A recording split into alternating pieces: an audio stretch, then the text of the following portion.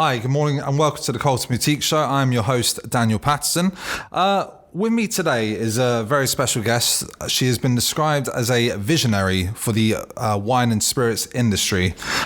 She is now director of London Wine Fair, has been for the last few years. Her name is Hannah Tovey, and she's joining me from her home in North London. Hannah, good morning. How are you? Good morning. I'm very well, thank you, and thanks for having me on. Thank you. Exciting. It is very exciting indeed, and obviously, if we get to it, 2020 was a very, very tough year for everyone within the industry. Full stop. But prior to that, you've had years of experience working for various publications, including Decanter magazine, as well as previously working on as a publisher for Imbibe, and going on to launch Imbibe Live in 2010. How did the opportunity come about for you to join London Wine Fair, and what, if any, have been the most notable differences between London Wine Fair and the on-trade focused Imbibe?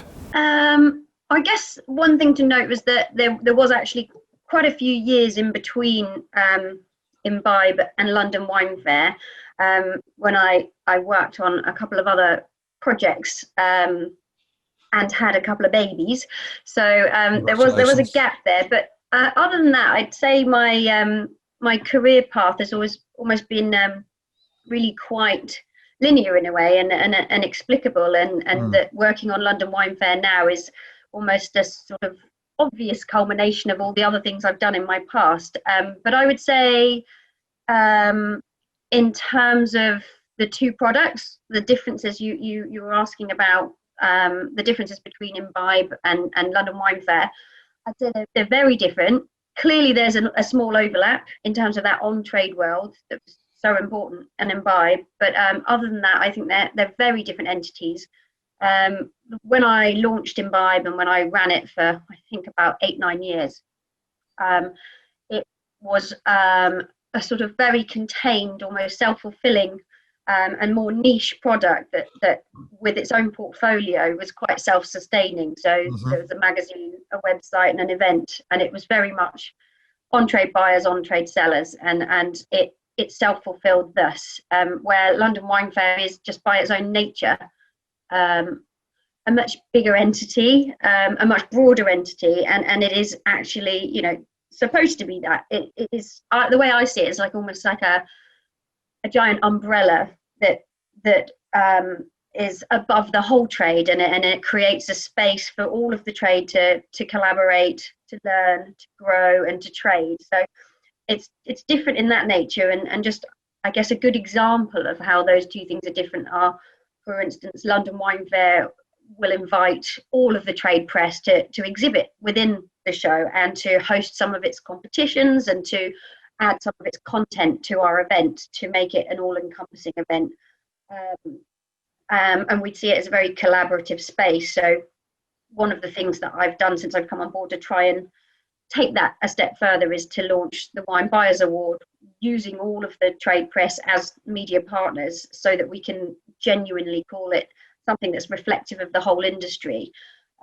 So where our Wine Buyers Awards are for wine buyers of every type, whether they're buying for the on-trade, the off-trade, for an importer, internationally, Imbibe would of course focus on buying for the hospitality sector. So I see them as super different, but obviously I clearly see the value in each of them. I launched Imbibe and I now happily work on London Wine Fair. So they both have a space and they both have a value, but I do see my trajectory from one to the other and through all the other titles I've worked on as quite logical, really. Yes, most definitely. And when joining the London Wine Fair team, did you have a clear vision of what you wanted the show to look like, and say on that traditional 5-year plan? Where do you see yourself 5 years? Where do you see the structure in 5 years? Or did you go in with a blank canvas and want to review from the inside prior to doing any concrete planning? I guess there's some of both. One likes to keep a reasonably open mind. You can't predict 5 years in the future, as has just been demonstrated to us by 2020. Massively. I didn't expect to be sitting in my home conducting an interview from what used to be a back bedroom and is now an office. So, predictions are all well and good, but they can get steamrollered. So I certainly had a 3-year plan, with the last 2 years of which were slightly less obvious because things like technology move on so quickly, and when you work on publishing and exhibitions, technology dramatically affects how you fulfill your mission. So it's sort of almost not worth making concrete plans that far in the future, but having a vision and a clear idea of just 2 things really: your content and your audience is really important, and then how you manifest that or how you bring that to life might change over the years depending on technology or things like global pandemics.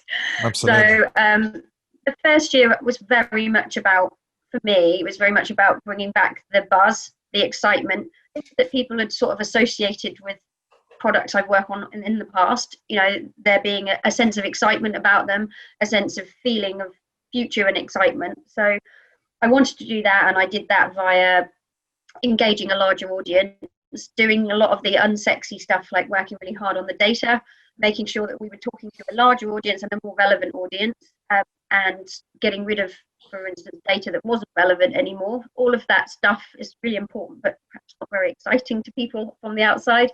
And then looking at all the content within the show and introducing a few new zones that I thought were more reflective of the times. So we brought the innovation zone in to talk about how tech affects wine. And we brought an education zone in because we had been aware over the last few years that education was dramatically affecting how both consumers and the trade buy and sell wine and what type of wine they want and so on. So new zones, new audience. We drove up the visitor numbers in the first year by 17%, which is quite a dramatic shift, and works out at over 2,000 more people in the show. Wow. And I felt that did a good job of giving it back some love and some life. And we launched some campaigns to achieve that, like kicking off our visitor promotion campaign on Valentine's Day and making sure that all of the words used around it were about love and coming together, working together, and dates together, and so on. Just to bring back that feeling of love and respect for what is really a long-standing show. And you know, it is the biggest opportunity we've all got to get together and collaborate. So I wanted to really bring that feeling back. Year 2, we wanted to reinstate the sort of value of attending. London Wine Fair's never charged visitors, and although over the past that's worked as a model, it's not sustainable in the current times, and also perhaps doesn't set an agenda of value that it ought to. So bringing back ticketing and paying to attend was a big part of year 2, and then year 3 was really meant to happen this year in last year in 2020, and obviously couldn't, but it was very much about celebrating the 40th anniversary and launching some new and exciting products to chime with that anniversary.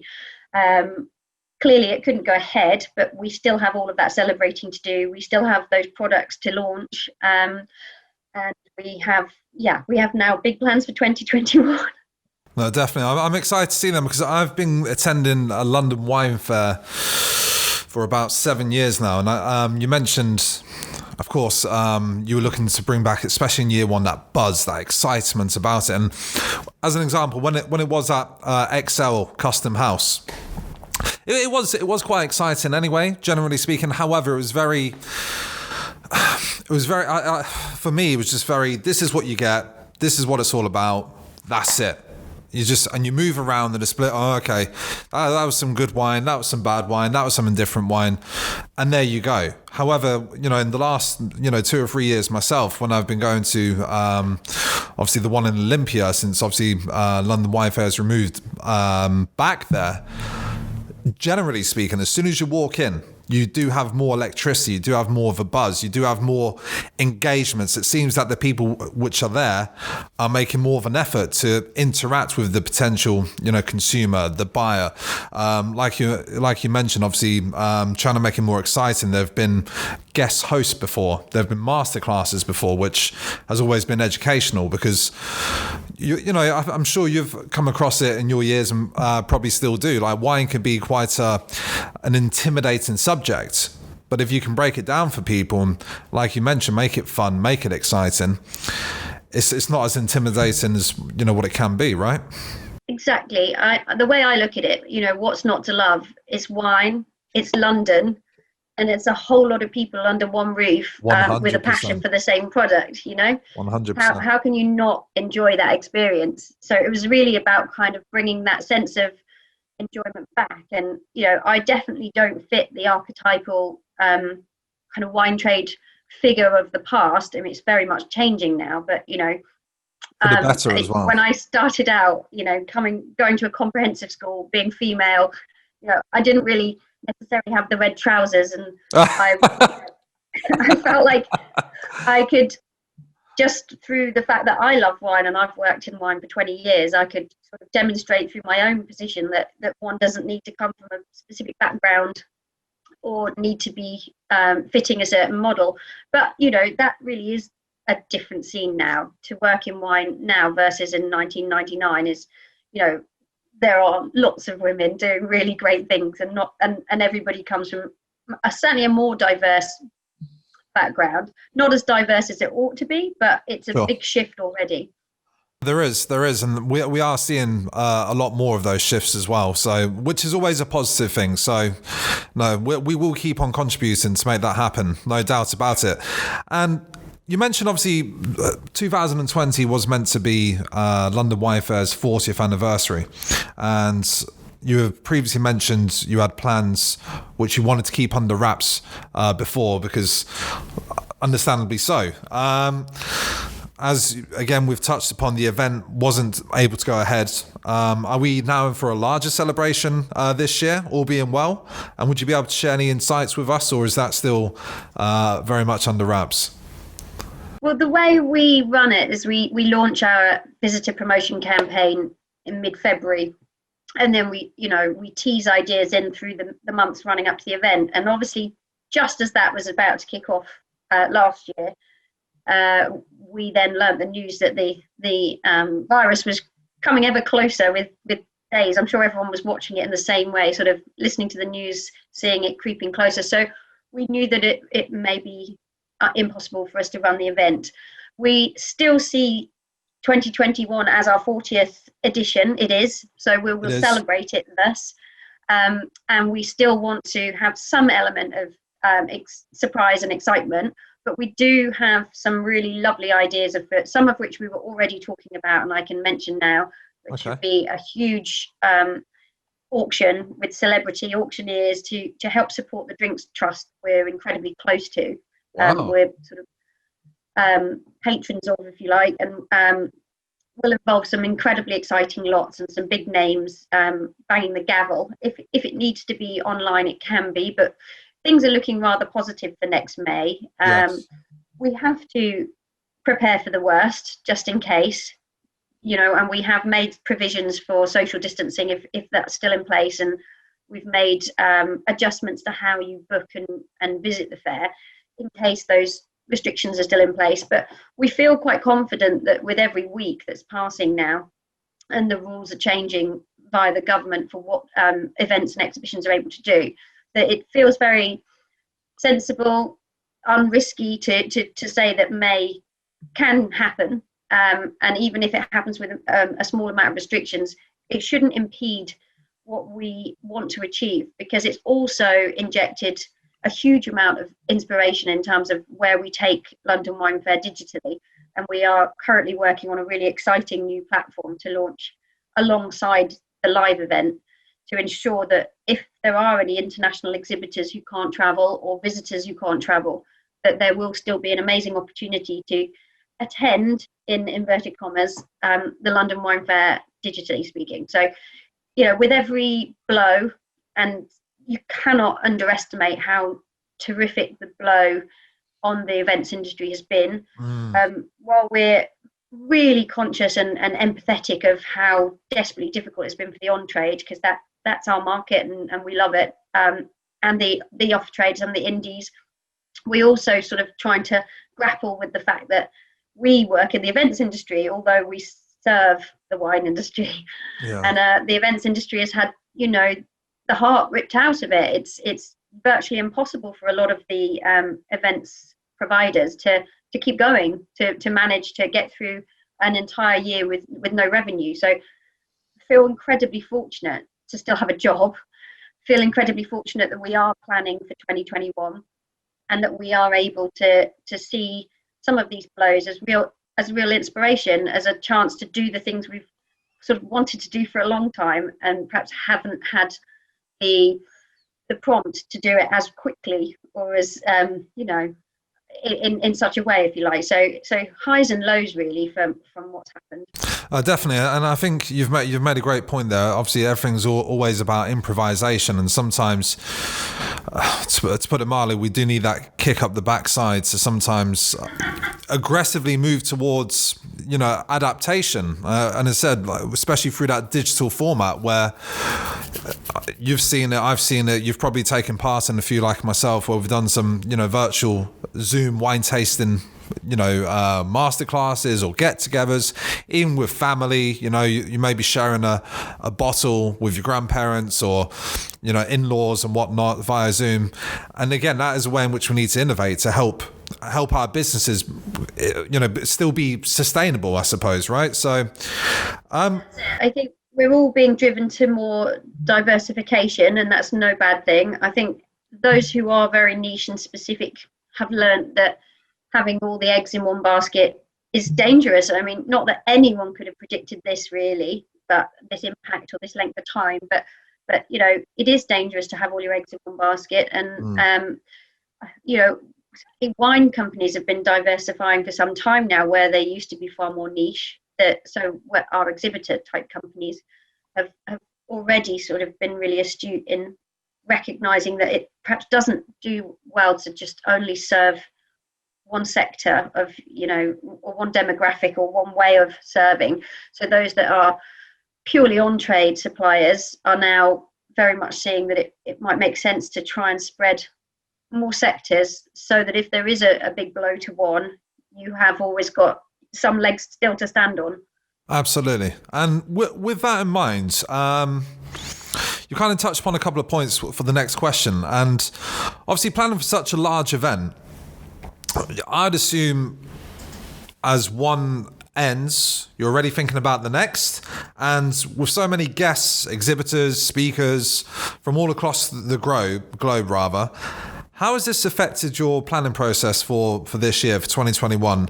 And will we be seeing any notable changes? For example, fewer international exhibitors or, fewer guests, more virtual speakers and more use of technology? Yes, you definitely will be seeing. So your first assumption is correct. In fact, the timeline is actually even longer for some of our participants. Wow. So where we're working with government bodies to provide funds for international pavilions, you might be looking at more like a 2-year or even slightly longer time frame to plan in a large pavilion, to have the funds and then to deliver it. So sometimes we might be thinking now about 2022 for some of our pavilions. And so the pandemic has been troublesome. Not gonna lie, it hasn't helped. No. And yes, try and as soon as we're closing down one show, oftentimes if it's a massive change, you actually want to announce the change at the end of a year. So you've already had to plan it before the event that's coming, so that you can announce it there. So timelines are really long, at the same time as things changing really rapidly. So you almost have to have sort of 3 plans on the go occasionally, just because you can't be sure of what will come in, what won't come in, what might happen, what might not. So London Wine Fair last year had over 80 masterclasses and sessions. Wow. So it is a huge kind of mix of different nationalities, different subjects, different topics, different people, speakers. Some of those will come through, some won't. It's a question of being pretty organized in advance and then trying to be very nimble at the same time. So when one thing changes, another thing slots in there. yeah, I don't think I could describe it any other way. You sort of have to. No, you're right. I love that word nimble as well. That's something that I use quite often in my vocabulary. So it's the best way to describe, the ongoing situations that we're dealing with, because we don't know if these jabs are going to work. We're hearing allergic reactions, this, that, and the other, may or may not work. People can fly in on business and not need to self-isolate and not need to wear masks. And again, we're hearing so many things on a day-to-day, week-to-week basis. Yeah. So you kind of have to prepare for the worst, but also prepare that it may not be so restrictive and all at the same time. And I think that's one thing we do have in our favour versus some of the other bigger international wine events that we're not quite as big. And in the past, that's been a frustration. But this year, it's actually been a huge relief to be able to be more nimble and make some changes quite rapidly, change up the floor plan very quickly, change up the entire sales pack, the offering, and introduce a digital offering, quite quickly, because I have a small team, but we work very closely together, and we're kind of mind readers of each other to this point now because we work so closely. So it's very helpful, and I do feel incredibly excited that for 2021, it looks as though, all being well, touch all the wood, fingers crossed, we'll be the first out the trap, and that's an amazing opportunity to be, to come out in May as the first big international large-scale wine exhibition, and also offer an entirely new product that is a first. I think certainly none of the other large-scale events are planning or have done what we've got planned for next year. So yeah, all very exciting. I run the risk of sounding very stupid and possibly even naive here, right? But obviously London Wine Fair is a brand. There are a lot of major names that do attend and showcase, massive names, without question. And obviously you mentioned there are competitors across Europe and, again, stateside and Southeast Asia, whatnot. Would there be, and again, this comes from a slight place of naivety, as I mentioned earlier, would there be like any chance that London Wine Fair would expand, maybe in England or in Europe, or is it predominantly, it's London, it's a wine fair, it's staying in London, that's that? Part of the bigger picture and the longer term plan is to, and one of the things I really enjoy doing is to create more of an extendable brand of it, and to grow it, of course. So we do have our ambitions on that, but I was very clear when I came on board that first you've got to get your initial offering right, and you've got to get it in a place that you want it to be before you take your first steps, before you try and run. So there is an ambition, and there is, for that 5-year plan that you mentioned, the possibility of some growth internationally. Wow. I think we'd be foolish not to look at it, but we really are, certainly for the next edition or two, we're really very much focusing on bringing back the love to the UK and to getting our offering spot on, making sure that the exhibitors really feel the value of it before we then stretch ourselves overseas, if you like. No, for sure. And like I said, the UK, London in particular, offers that romantic side of things when it comes to the drinks trade as well. So yeah, we back you on that. We're really respected. We have a handful of international agents that we work with for London Wine Fair, and speaking to them is always a really rewarding experience because you get to hear how we're viewed from the outside, and there is still a tremendous amount of respect for how much business is done via London and, well, the UK really, not just London, but sure. Very much that the UK is seen as a platform, a space that, of early adopters, if you like, where ideas and brands are formed and grown from. And so there is still a really persisting feeling that it is the place to be. Definitely. So with that in mind, obviously, with London Wine Fair, you and your team there made a remodeling decision to charge some trade visitors. Why was that, and how was that received initially? That's quite a big question, and it was something that we took a lot of time thinking about, and we considered so many different options. I guess the first clear answer is that to see a value in something, sometimes people sort of need to pay for it. If you offer something for free, then are you suggesting that it has no value? Cheapens And the I think products. and I think that, that's not a good enough reason in and of itself to start charging people, but it's certainly a concept that we wrestled with and decided that, there is a huge value in attending London Wine Fair. You've got the access to over 80 sessions, you've got hundreds of exhibitors and thousands of samples. There's a massive intrinsic value in attending. As I say, that's not the sole reason. The other reason is that space in London comes at a premium. It's incredibly expensive to take out Olympia for 6 days.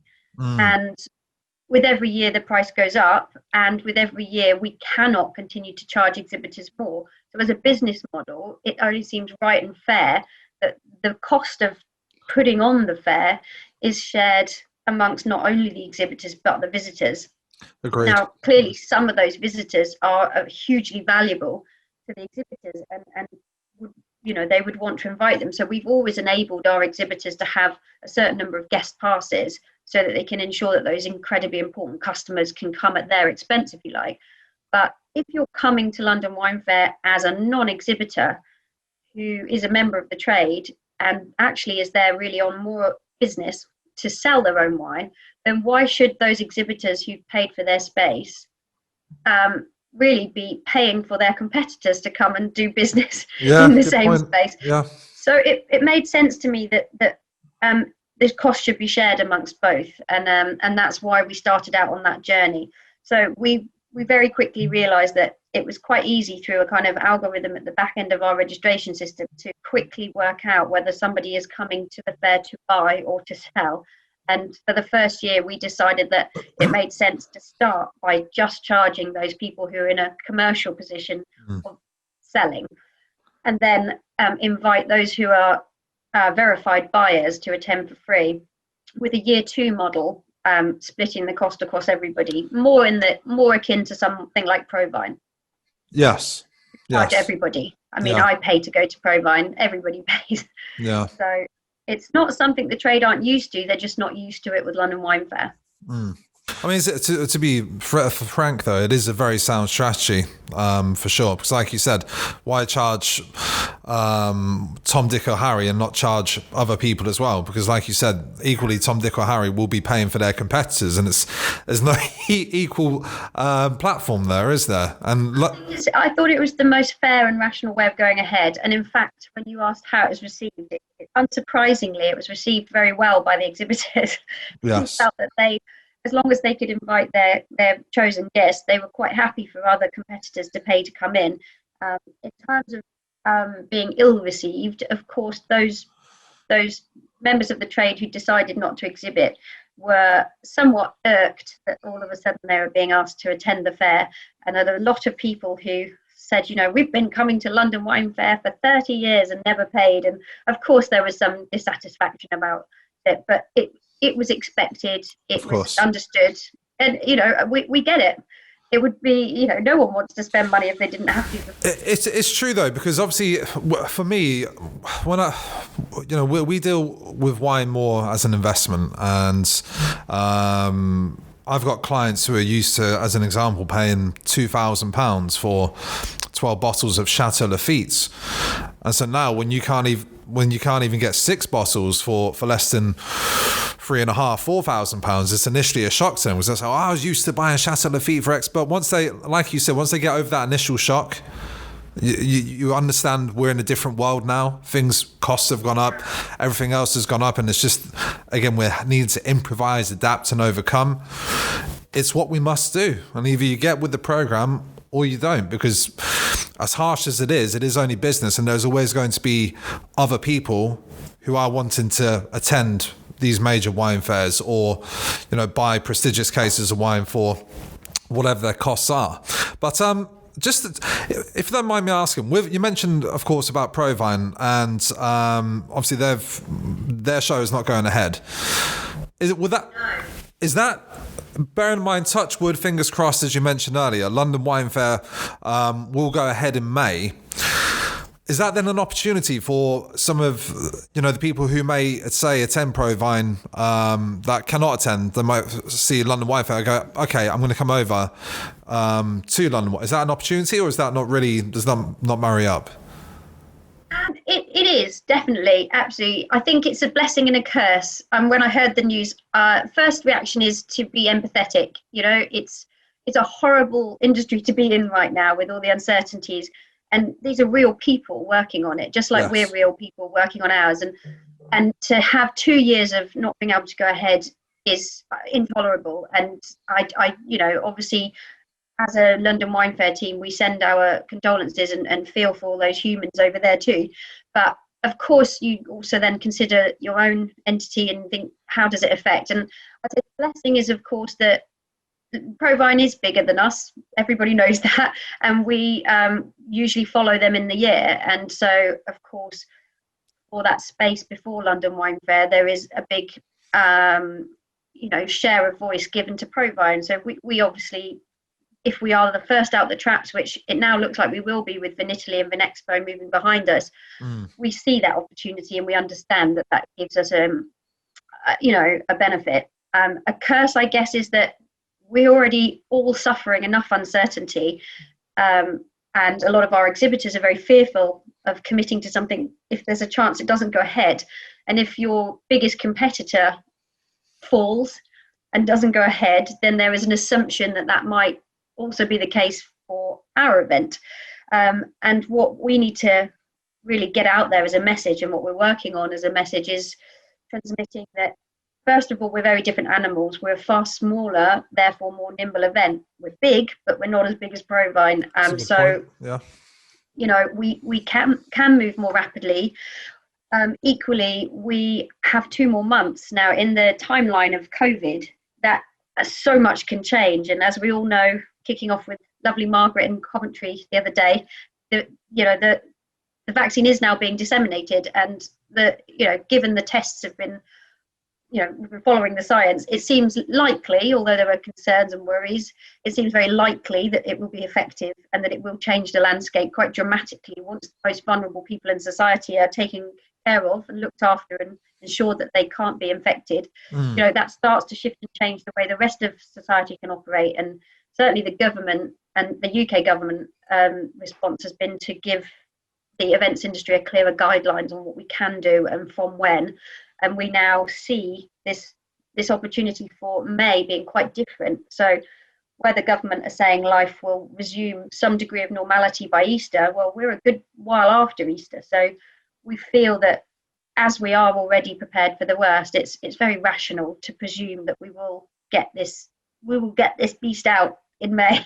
Yes, we will make it happen. And the events industry, that's what we're good at. We are very different from other industries in that we build our show to be fit for purpose. If you're a pub or a restaurant, it's very difficult for you because you're stuck with the physicality of your building, whatever it may be, and therefore you can only work with that. But we actually build a small town in a day, and we can build it with wider aisles, and we can build it fit for purpose for social distancing, and we can make what we need to make happen. So, but also the other rather wonderful thing about exhibitions is we're experts in track and trace. We know who's in our building and who's not in our building. We know who we're inviting. We know whether they're coming or they're not coming. We know whether they're scanned in and scanned out. So we know their inside leg measurements. We know their email addresses. Absolutely. We know their phone numbers. So we that's what we do. We track and trace. And so if we need to limit numbers or clear the building for a clean down and bring in another session, we can do that. So it's a kind of different kettle of fish than maybe trying to run a large scale sporting event where everybody must arrive at the same time and watch the same thing. Yes. Trade exhibitions are almost designed to cope with any expectation of how people move around them.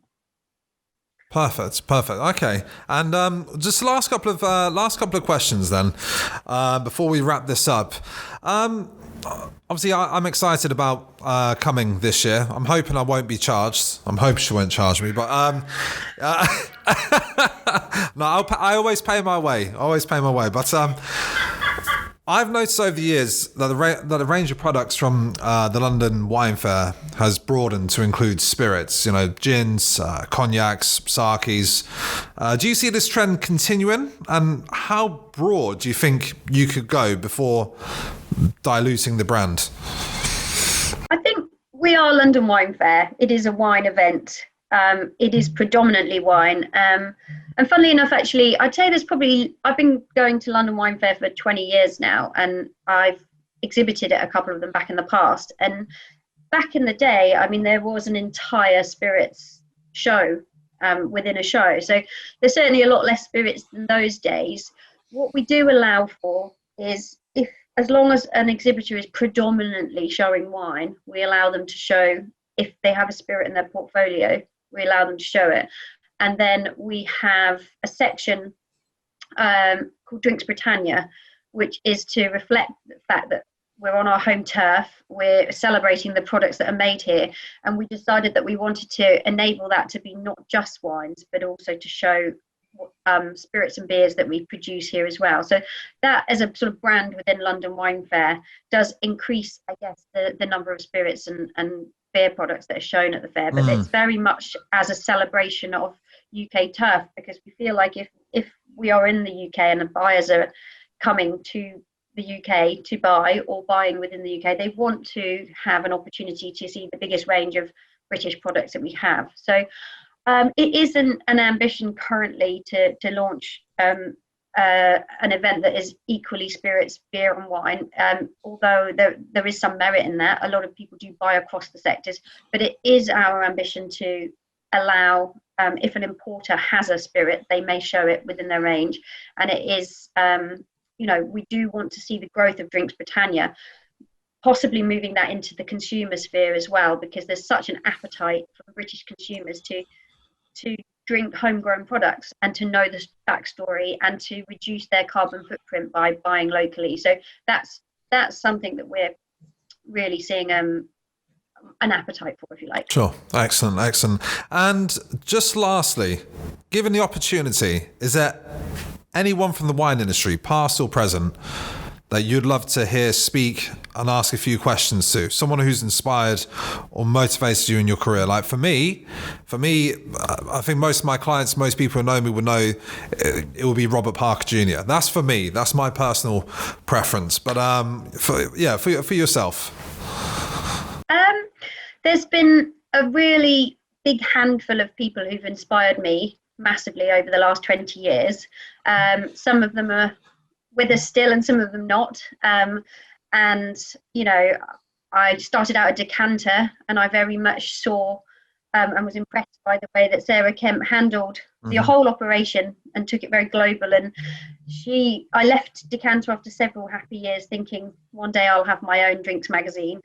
And so I can't not mention her, because I think she was a big part of that. And it did happen. I remember very fondly working with Charles Metcalfe for years on some of the trade titles, and just being utterly inspired by his just love for the topic and for storytelling. And there's one long weekend where we were both working at Taste of London, and I was putting on a series of masterclasses for sponsors. And dear Charles did 24 masterclasses over 3 days. Wow. And he never faltered. He never appeared tired. He never appeared bored with the subjects. He gave a new story to each audience, and he told it with absolute joy. So that was a real moment for me of realizing just how passion can drive a person. But not to sound trite, but I think, not that I've ever really overlapped with her, I have to mention Jancis. Of course. Her career spans my entire life. I think she kicked off her career around about while I was being born, but I don't think from the outside I have ever witnessed more of a machine of a person. She is incredible.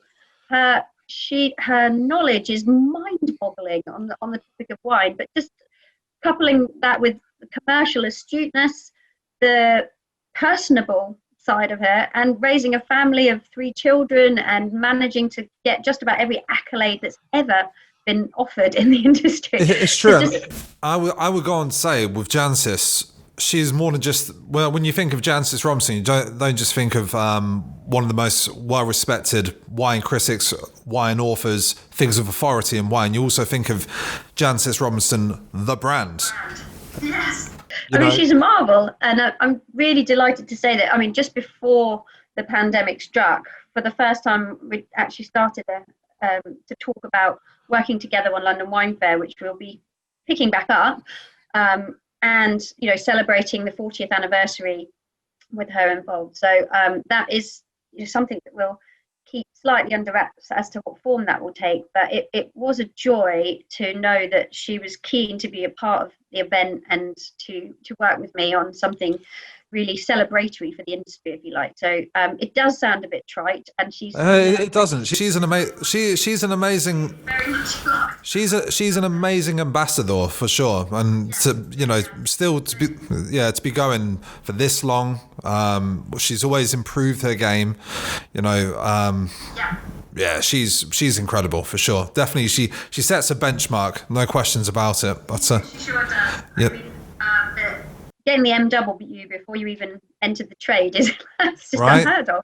Exactly. So Fine. that's probably my big one. But yeah, lots of people along the way have inspired me. I very much miss Michael Cox, who was such a brilliant leader for Wines of Chile. He was a real kind of mentor to me, and always listened and gave great advice. And that's someone in terms of missing them and wishing they still had a hand in the trade, for sure, Michael. Excellent. Fine. Well, on that high note, Hannah, I'd like to say thank you very much for joining us today. Fingers crossed, as I said, for the next few months happening in May. Hope to see you there.